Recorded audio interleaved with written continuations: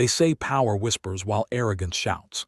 At Gate C-47 in Chicago O'Hare International Airport, Marcus Whitfield was shouting at the top of his lungs, his $15,000 Brioni suit straining against his chest as he pointed an accusing finger at the young woman in Seat 2A. He thought she was nobody, a charity case, a ticket thief, maybe even a criminal. He demanded justice. He demanded action. He got security to physically remove her from first class while he live-streamed the whole thing to his 200,000 followers, laughing about the standards declining in premium cabins. What Marcus Whitfield didn't know, what he couldn't have known because humility had never been part of his vocabulary, was that the quiet woman in the faded Howard University hoodie wasn't just a passenger. She was Dr. Maya Okonkwo, and she had just turned 28 3 days ago. She held 2 PhDs, one in computer science from MIT and one in aviation systems engineering from Georgia Tech. And most importantly, she was the youngest board member in the history of Vanguard Airlines Group, the parent company of the very airline Marcus was flying. She had also designed, coded, and implemented their entire digital infrastructure, from booking systems to flight controls to baggage handling. And in exactly 7 minutes, when her biometric authentication failed to register at the departure gate, failed because she was no longer on the aircraft, every single system Vanguard operated would automatically lock down. This is the story of how one man's racism grounded 847 flights, cost a corporation $320 million in a single day, and turned a quiet genius into the most powerful person in American aviation. Here's the story of how arrogance met algorithm. The first-class cabin of Flight 1847 from Chicago to Lagos, Nigeria, smelled of new leather and the subtle citrus undertones of luxury hand sanitizer. It was a flagship business cabin on a Boeing 787-9 Dreamliner, recently refitted with suites that cost more than most cars. Each pod was a private sanctuary with doors that closed, a personal minibar, and seats that transformed into fully flat beds with memory foam mattresses and Egyptian cotton linens. Maya Okonkwo had boarded early, not because of her status but because she always did. She was pathologically punctual, a trait her late father had drilled into her. "Maya," he used to say in his thick Igbo accent, "the early bird doesn't just catch the worm. She eats before anyone else even knows there's food." She settled into 2A, the window seat. She pulled her battered backpack from beneath the seat in front of her, a violation of protocol, but the flight attendants hadn't boarded yet, and retrieved her laptop. It was a custom-built machine, matte black with cooling vents that glowed faint blue when it ran. She opened the lid, and the screen illuminated her face. High cheekbones, natural hair pulled back into a simple puff, dark brown skin that gleamed under the cabin lights, and eyes that held the particular intensity of someone who saw the world in code. She wore a gray Howard University hoodie, oversized, soft, stained with coffee on the left sleeve. Her jeans were ripped at the knees, not fashionably but from actual wear. Her sneakers were white Converse, scuffed and comfortable. She looked exactly like what she was, a grad student who had pulled too many all-nighters and lived on ramen and ambition. What she didn't look like, to certain people, was someone who belonged in Seat 2A. Maya pulled up a terminal window on her laptop. Green text scrolled across the black screen as she ran a diagnostic on Vanguard's cloud infrastructure. Everything was running smoothly. The system she had built, affectionately called ARIA, the Automated Resource and Intelligence Allocator, was humming along perfectly, managing everything from fuel calculations to crew scheduling to the biometric check-ins that tracked every employee and VIP through the airport. She was so absorbed in her work that she didn't hear the commotion at first. Excuse me," the voice was loud, impatient, and used to being obeyed. Maya looked up. A man was standing in the aisle, blocking the flow of boarding passengers. He was tall, over 6 feet, with the kind of build that suggested a personal trainer and a disciplined gym schedule. He was white, maybe 52, with silver hair gelled back and a tan that screamed, "I have a place in the Hamptons." He wore a navy suit that fit him like a second skin, a white shirt with French cuffs, and a tie that probably cost more than Maya's entire outfit including her laptop. His watch was a Patek Philippe Grand Complications. Maya recognized it because her mentor, Dr. Chen, wore the same model. Retail price, $180,000. The man was Marcus Whitfield, Executive Vice President of Operations for Titan Energy Solutions, a multinational oil and gas conglomerate. His business card said EVP, but his demeanor said King. Marcus was staring at Maya, not glancing, staring. His eyes moved from her hoodie to her laptop to her face, and his expression shifted from confusion to irritation to something darker. "You," Marcus said, pointing at her. Maya removed one of her earbuds. "Yes. You're in my seat." Maya blinked. She glanced at the seat number etched into the metal trim, 2A. She looked back at Marcus. "I don't think so. This is 2A, that's my seat." Marcus laughed, a short, sharp bark. "No, sweetheart, this is first class. You're in the wrong cabin." "I'm in 2A," Maya repeated patiently. She reached into the pocket of her hoodie and pulled out her phone, opening her mobile boarding pass. She turned the screen toward him. "See." Marcus didn't even look at the phone. "I don't care what your phone says. That ticket is fraudulent, or you're on some kind of employee comp, or—" He looked her up and down again, making no effort to hide his disdain. "You won some diversity lottery. Either way, this cabin is for paying customers." Maya's jaw tightened. She closed her laptop carefully, deliberately. "Sir, I have a valid ticket. I paid for this seat. I'm not moving." "Paid for it?" Marcus scoffed. He turned to the other passengers who were starting to pay attention. A middle-aged white couple in row 3 had stopped fussing with their carry-ons. A young Asian man in row 1 had his phone out, already recording. "Does she look like she can afford a $14,000 ticket?" The cabin went quiet, not a comfortable silence, a tense, waiting silence. Maya felt heat rise in her chest, but her voice stayed level. "What I look like is none of your business. What matters is that I have a ticket and you're blocking the aisle." "What matters," Marcus shot back, leaning down so his face was closer to hers, "is that this airline has standards. Or it used to. Now they're letting just anybody into first class. Next thing you know, we'll have people bringing fried chicken and playing rap music on their phones." Someone gasped. The man in row 1 zoomed in with his camera. Maya stared at Marcus Whitfield. She didn't flinch. She didn't look away. She spoke quietly, but her words carried. "You should sit down." "I will sit down," Marcus said, straightening up, "as soon as you move to coach where you belong." "Sir?" The voice came from behind Marcus. It was Simone, the lead flight attendant.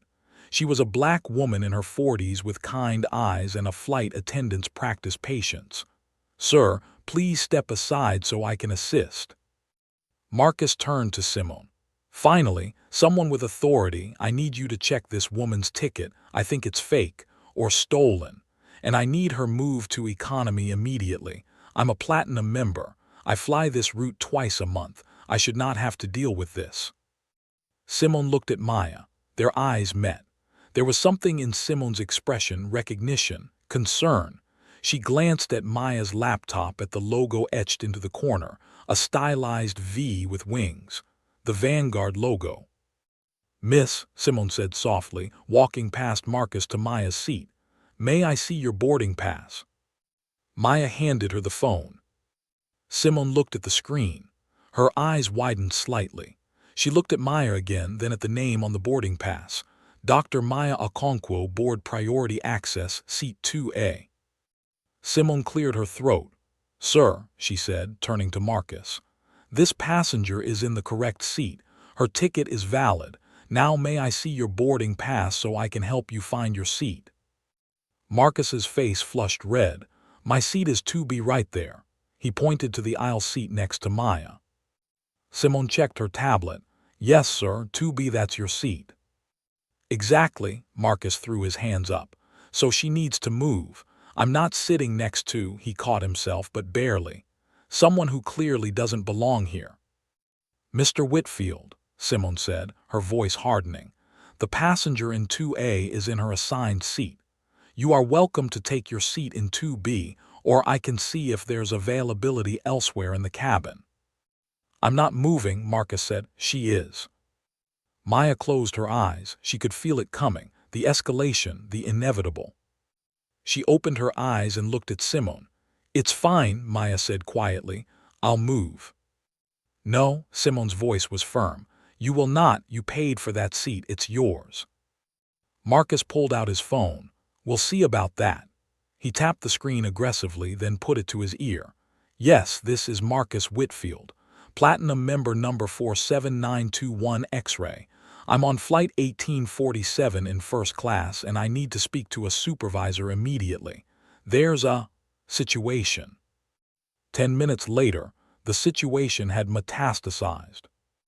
The gate supervisor, a nervous man named Dennis with a receding hairline and a tie that didn't quite match his shirt, had boarded the aircraft. He listened to Marcus's complaint, glanced at Maya, and made the worst decision of his career. Miss, Dennis said to Maya, would you be willing to move to another seat, just to avoid any further disruption? Why should she move? Simone interjected before Maya could respond. She's done nothing wrong. I understand that, Dennis said, his voice placating. But Mr. Whitfield is a valued customer, and if we can accommodate. I'm a board member, Maya said quietly. Dennis blinked. Excuse me. I'm on the board of directors of Vanguard Airlines Group, Maya said. She wasn't bragging. She was stating a fact, the way you might state that water is wet.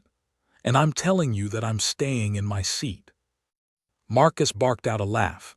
Board member, you. He turned to the other passengers who were now fully engaged in the drama. Did you hear that? She thinks she's on the board. What's next? Are you the CEO, the pilot? The woman in row 3 giggled nervously. Maya reached into her backpack and pulled out her ID badge. It was a heavy plastic card with magnetic strips and a holographic overlay. Her photo was on it, along with her name and title.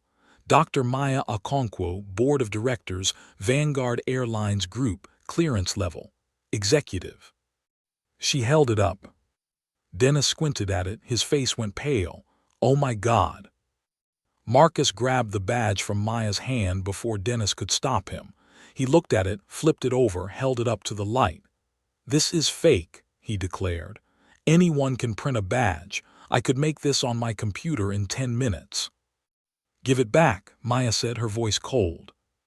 Or what? Marcus taunted. He waved the badge in the air. You'll call security. Good. Let's call security. Let's get the real authorities involved. I'm sure they'd love to hear about ticket fraud and fake credentials. Maya stood up. She was only 54, but there was something in her posture that made Marcus take a half step back. Give it back. Marcus tossed the badge onto her seat. Keep your fake ID, sweetheart. It's not going to help you. Maya picked up the badge, her hand trembling slightly. Not from fear, from rage. She was not used to being dismissed. She was not used to being disrespected. She had spent her entire life proving herself, first as the daughter of Nigerian immigrants in a predominantly white neighborhood, then as one of 3 black women in her MIT cohort, then as the youngest person ever appointed to Vanguard's board. She had earned every single accolade, every degree, every position. And this man, this arrogant, racist man, thought he could throw her badge like trash. Mr. Whitfield, Dennis stammered, I think there's been a misunderstanding. The only misunderstanding, Marcus interrupted, is why she's still here. I want her off this plane. Now.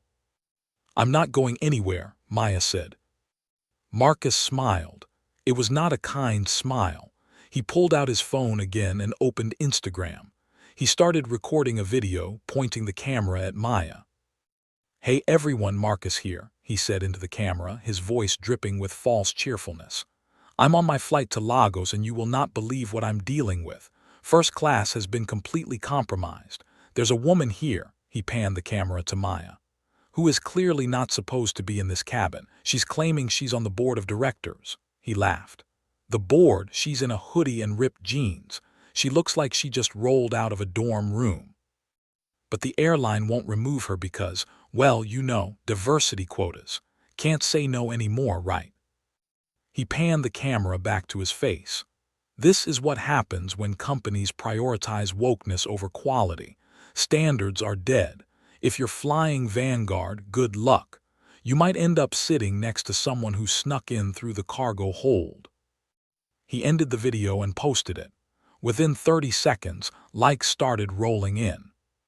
Maya sat down. She opened her laptop. Her hands moved across the keyboard with mechanical precision. Simone knelt beside her seat. "Dr. Okonkwo," she whispered, "I'm so sorry. I can call the captain. I can call headquarters. This is completely—" "It's fine," Maya said, not looking up from her screen. "Let him have his moment." But it wasn't fine. And Marcus Whitfield wasn't done. He called over another passenger, a white man in his 60s from row 4. "Excuse me, sir. Sorry to bother you, but did you pay for your first-class ticket?" The man nodded, looking confused. "And you," Marcus said to the couple in row 3, "did you pay full price?" "Yes," the woman said hesitantly. "See," Marcus turned to Dennis. "We all paid, we all followed the rules, but she," he pointed at Maya, "gets a free ride because of some quota or scam. It's not fair to those of us who actually belong here." The man from row 4 frowned. "Now hold on, I don't think." "Don't think," Marcus cut him off. "Don't think what? That there's a problem. Look at her." He gestured wildly at Maya. "She's on a laptop that probably fell off a truck. She looks like she's homeless. And we're supposed to just accept that she's flying international first class. Please." Dennis pulled out his radio. "I need airport security to gate C-47. We have a disturbance." "Good," Marcus said. "Get them here. And when they arrive, I want them to escort her off the plane." Maya finally looked up from her laptop. She looked at Marcus Whitfield with an expression that was almost pitying. "You should really stop talking." "Oh, I'm just getting started," Marcus said. He turned to the other passengers. "Who's with me? Show of hands. Who thinks she doesn't belong here?" 3 hands went up. The couple in row 3 and a man in row 5. Marcus grinned triumphantly. "There you go, democracy in action." "This isn't a democracy," Simone said, her voice shaking with suppressed anger. "This is harassment." "No," Marcus corrected. "This is standing up for standards, for rules, for the way things should be." 2 airport security officers arrived. They were both large men in dark uniforms with radios clipped to their belts. "What's the situation?" the first officer asked. Dennis pointed at Maya. "There's been a complaint about this passenger." The officer walked over. He looked at Maya, then at Marcus. "What's the complaint?" "She doesn't belong here," Marcus said. "She's in first class with a fraudulent ticket. I want her removed." The officer looked at Simone. "Is her ticket valid?" "Yes," Simone said firmly. "Completely valid. She's a board member of—" "I don't care who she claims to be," Marcus interrupted. "I want her gone." The officer looked at Maya. "Miss, do you have identification?" Maya handed him her driver's license and her Vanguard badge. The officer examined both. He looked at Dennis. "These look legitimate." "They're fake," Marcus insisted. "Run her name, check the system, you'll see." The second officer pulled out a tablet and typed. He frowned. He showed the screen to his partner. "Sir," the first officer said to Marcus, "according to the airline's database, Dr. Maya Okonkwo is authorized to be on this flight. She's listed as a VIP passenger." "Then the database is wrong," Marcus shouted. "Look at her, use your eyes." "Mr. Whitfield," the officer said, his patience clearly thinning, "I need you to lower your voice and take your seat." "I will not take my seat next to her." "Then you need to deplane." Marcus's face went purple. "You're taking her side. You're choosing her over a paying customer, over a platinum member." The officer didn't respond. He just stood there impassive. Marcus pulled out his phone again. He sent a text, then another. Within 2 minutes, his followers started calling the airline's customer service line. The volume of calls was so high that the system started automatically routing them to voicemail. Maya typed a command into her laptop. On her screen, she could see the call center's queue. 847 calls in 120 seconds. She made a note. "Fine," Marcus said, his voice dripping with venom. "If you won't remove her, I'll make sure this goes viral. I'll make sure every single person knows that Vanguard Airlines prioritizes thieves and liars over real customers." He started recording another video. "Still here," he said into the camera. "Security arrived and they're refusing to remove the unauthorized passenger.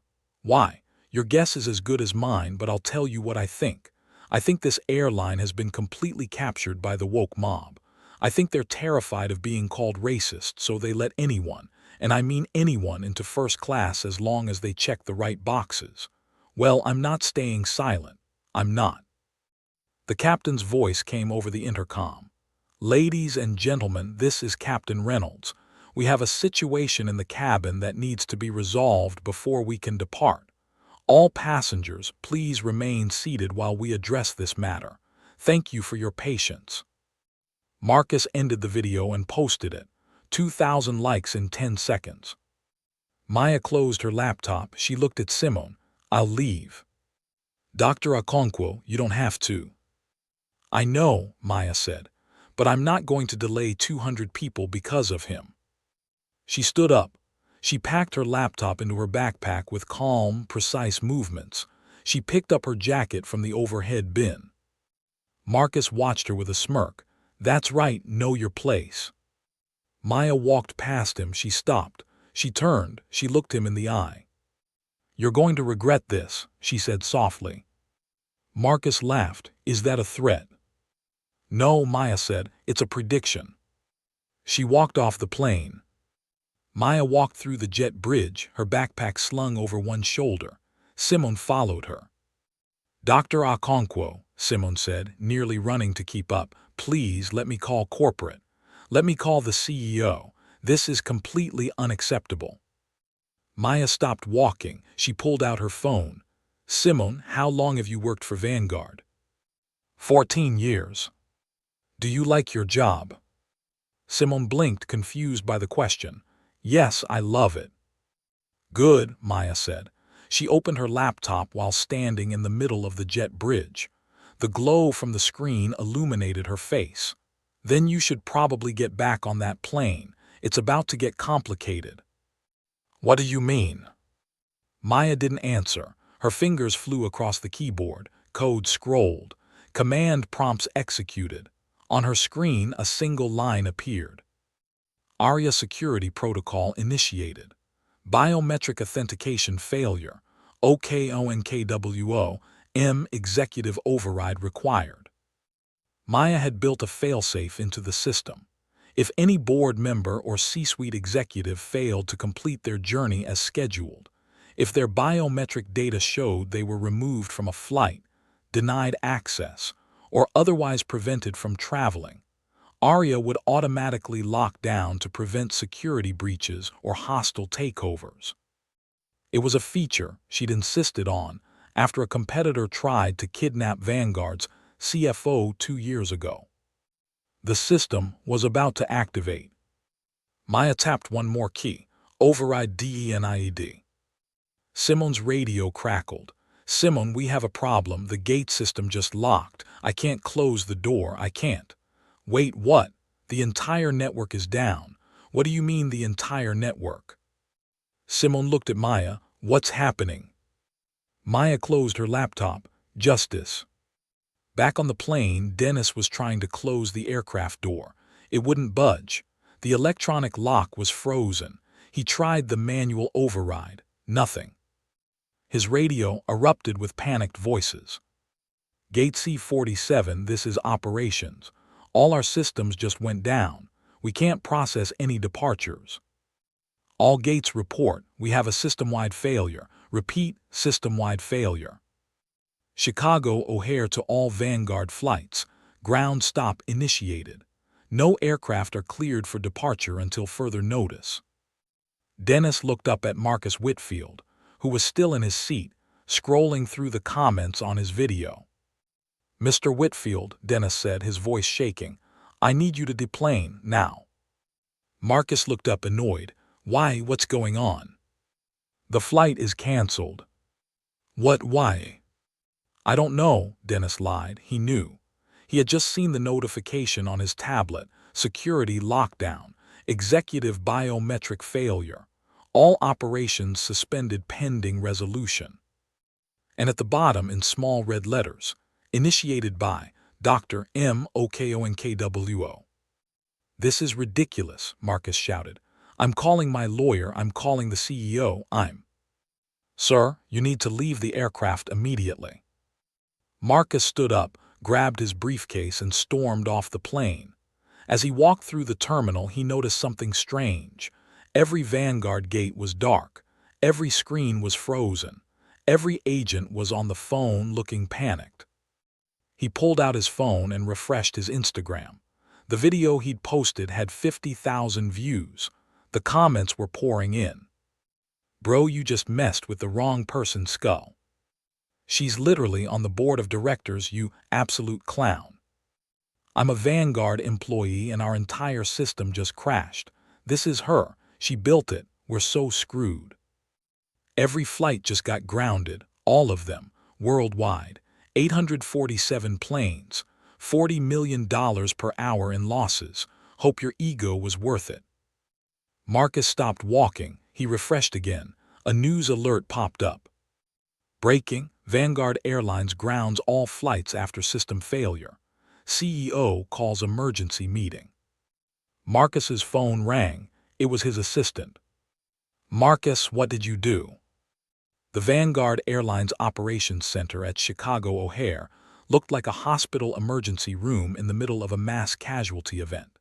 Screens that normally showed the real-time position of every aircraft in the fleet were frozen. Gate agents were fielding thousands of angry calls. The CEO, Richard Bromwell, a 61-year-old man with steel-gray hair and a reputation for unflappable calm, was sweating through his $3,000 suit. "Someone explain to me," Richard said, his voice dangerously quiet, "how our entire global network went down in 30 seconds. The chief technology officer, David Mercer, was typing frantically on a laptop. "It's Arya, sir. The security system Dr. Okonkwo designed. It's locked us out." "Why?" "Because," David pulled up a log file, "because her biometric authentication failed at gate C47. The system thinks she was removed from a flight under duress. It's a security protocol. If any executive is prevented from traveling, Arya assumes a hostile takeover attempt and locks everything down." Richard closed his eyes. "Where is Dr. Okonkwo now?" "We don't know. She's not responding to calls." "Find her," Richard said. "Find her and fix this. Every minute we're grounded costs us $670,000. Across the terminal, Maya was sitting in a corner of an empty gate, her laptop open. She was watching the chaos unfold on the operations dashboard she'd built. Every grounded flight, every delayed passenger, every dollar lost. Her phone buzzed. It was Richard Bromwell. She declined the call. It buzzed again. The CFO declined. Again, the head of HR declined. She opened her email. 127 unread messages, all from Vanguard executives begging her to unlock the system. She opened a reply window and typed a single sentence.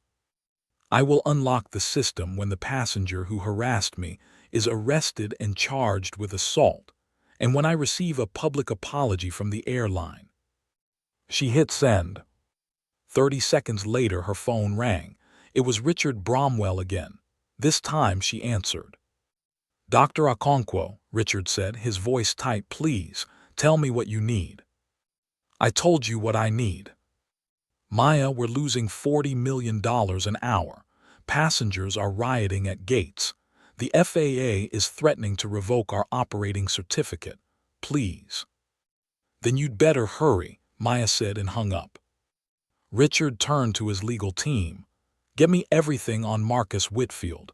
Employment history, criminal record, tax filings, everything.